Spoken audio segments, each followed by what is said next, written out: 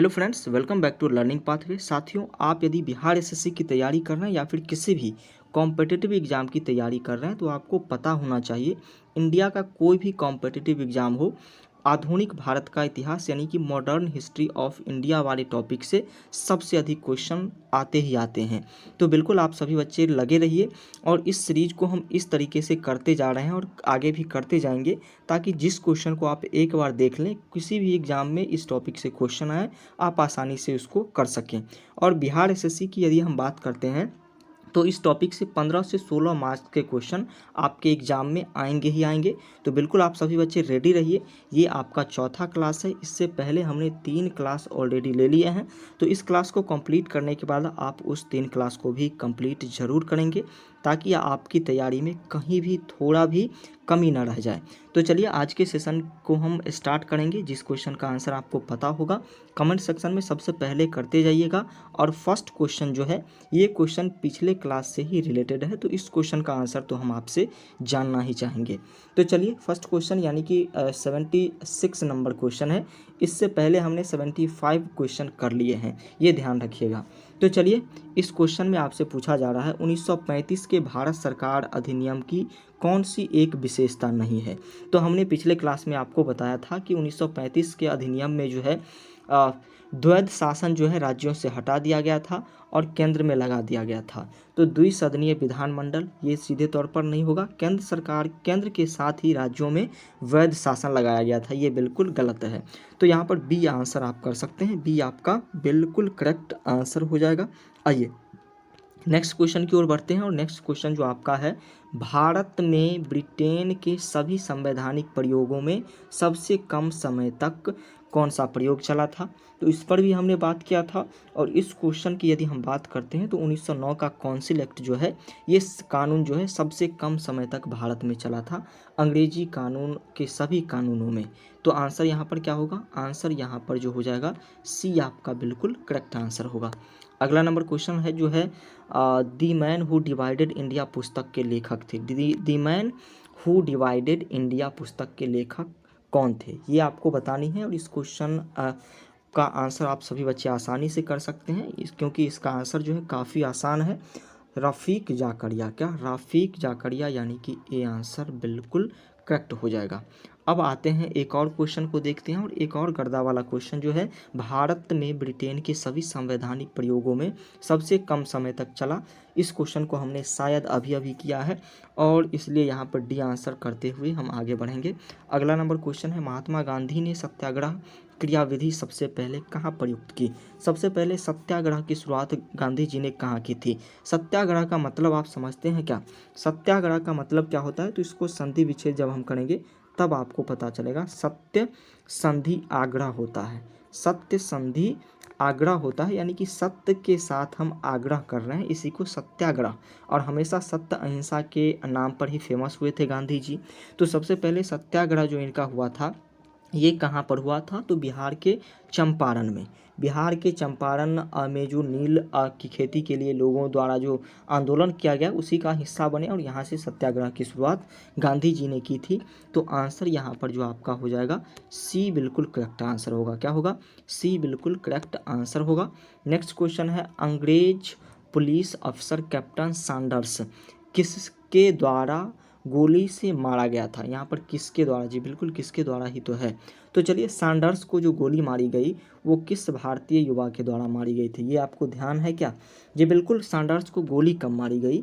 तो 17 दिसंबर को मारी गई थी। कब? अब आप कहेंगे कि 17 दिसंबर से क्या मतलब है हमें, तो वर्ष बताइए। तो 1928, ये भी आप याद रखेंगे। 17 दिसंबर 1928 को गोली मारा गया था सैंडर्स को। किनके द्वारा? भगत सिंह के द्वारा। किनके द्वारा?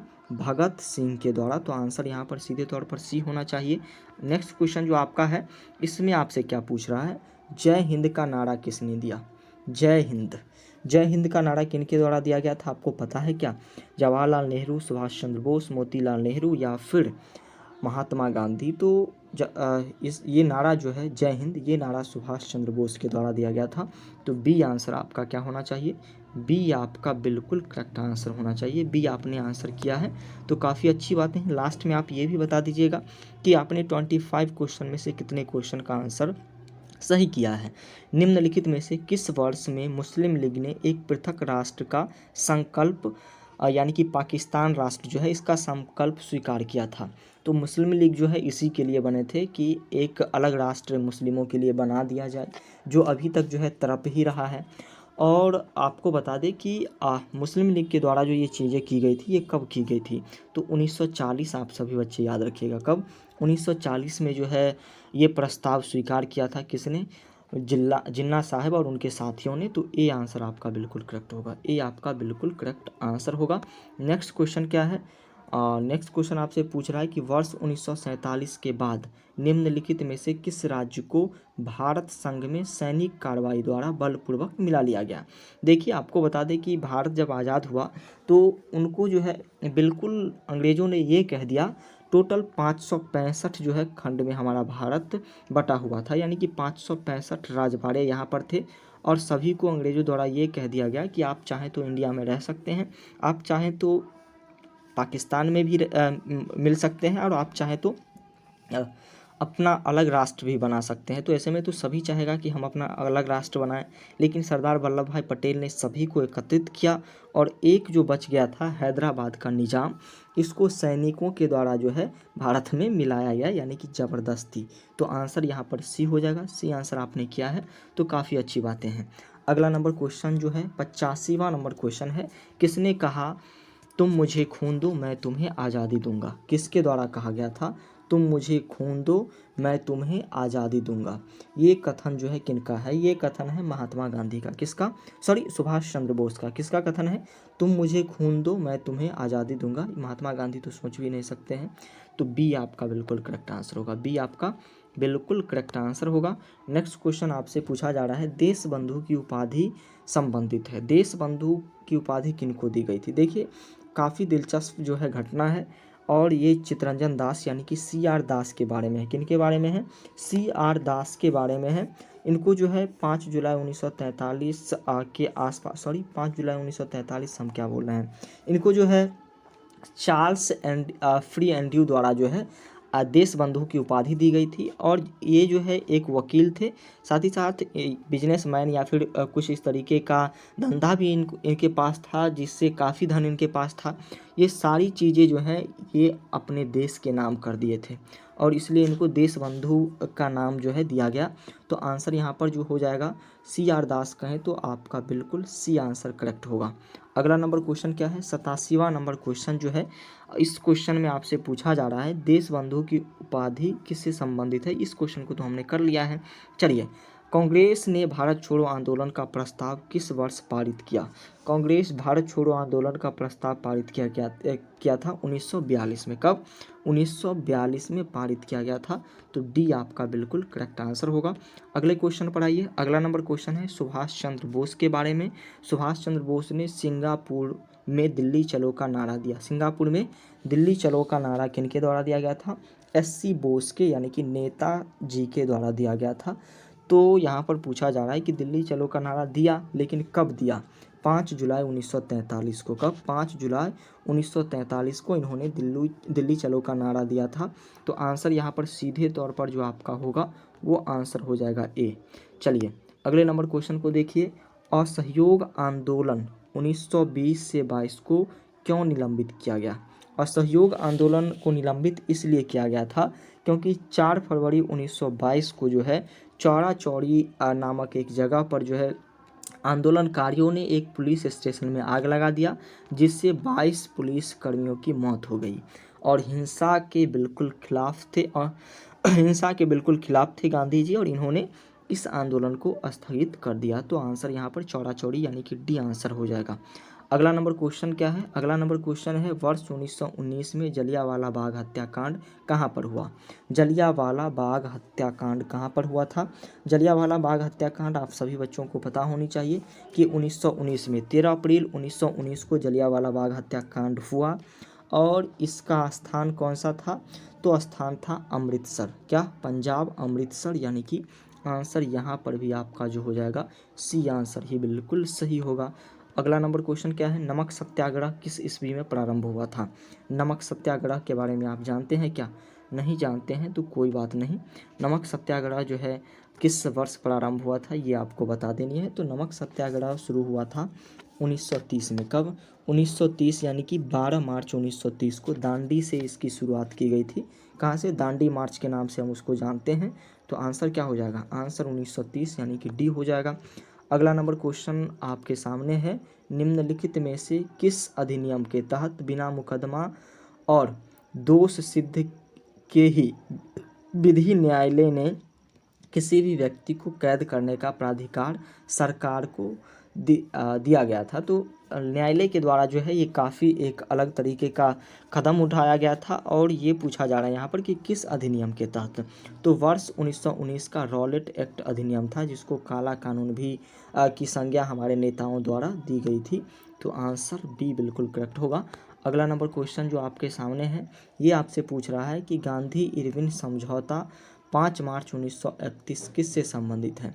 याद रखिएगा 5 मार्च 1931 को गांधी इरविन समझौता हुए थे और ये समझौता जो है संबंधित है किससे ये आपको बतानी है। तो आपको हम बताते हैं, ये सविनय अवज्ञा आंदोलन से संबंधित है। किससे? सविनय अवज्ञा आंदोलन से संबंधित है। चलिए नेक्स्ट क्वेश्चन जो आपके सामने है, स्वतंत्र भारत के प्रथम महाराज्यपाल यानी कि गवर्नर जनरल कौन थे? इस क्वेश्चन को शायद हमने पहले भी कर लिया है। तो स्वतंत्र भारत का प्रथम महाराज्यपाल यानी कि गवर्नर जनरल कौन थे? तो लॉर्ड माउंटबेटन या फिर राजगोपालचारी। तो सीधे तौर पर यदि भारतीय पूछे तब जाकर के आप राजगोपालचारी करेंगे, लेकिन सीधे पूछ ले कि प्रथम कौन थे तो आप लॉर्ड माउंटबेटन, क्योंकि जब भारत आज़ाद हुआ तो कुछ दिनों के लिए यही जो है हमारे गवर्नर जनरल बने थे और यही उस टाइम थे भी। तो ये जो है 1948 तक शायद लॉर्ड माउंटबेटन ही गवर्नर जनरल रहे और इसके बाद जो है राजगोपालचारी बने, लेकिन इसके बाद जो है गवर्नर जनरल वाला स्कीम ही ख़त्म कर दिया गया। तो यहाँ पर आंसर आप सीधे तौर पर आंसर यदि दोनों नाम आपके सामने हैं तो फिर आपको आंसर ए ही करनी है, क्योंकि इस भारत तो स्वतंत्र हो गया लेकिन लॉर्ड माउंटबेटन ही गवर्नर जनरल थे और भारत के अंतिम गवर्नर जनरल भी यही थे।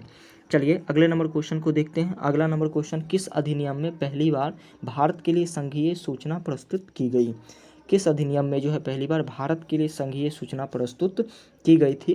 अधिनियम 1935 था। कौन सा? 1935 का अधिनियम था और यहाँ पर आंसर बी बिल्कुल करेक्ट होगा।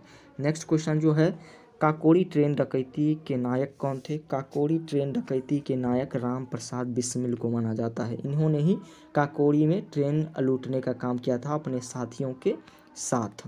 तो आंसर सी बिल्कुल करेक्ट होगा। अगला नंबर क्वेश्चन है, साइमन कमीशन का भारत आगमन किस वर्ष में हुआ? साइमन कमीशन गो बैक के नारे लगे थे जब भारत आया था और 13 फरवरी 1928 को ये भारत में उतरा था और यहीं से ये नारे लगाए गए थे। तो आंसर यहाँ पर 1928 का है, तो ए आपका बिल्कुल करेक्ट आंसर होगा। चलिए 98 नंबर क्वेश्चन है, general Mike O'Dwyer. General O'Dwyer नहीं है, ये जनरल माइक ओडायर है। इसकी हत्या किसके द्वारा की गई? तो जनरल माइक ओडायर की हत्या लंदन में की गई थी। उधम सिंह नाम का एक क्रांतिकारी था, इसी के द्वारा जो है जनरल माइक ओडायर की हत्या की गई थी लंदन में 1940 में।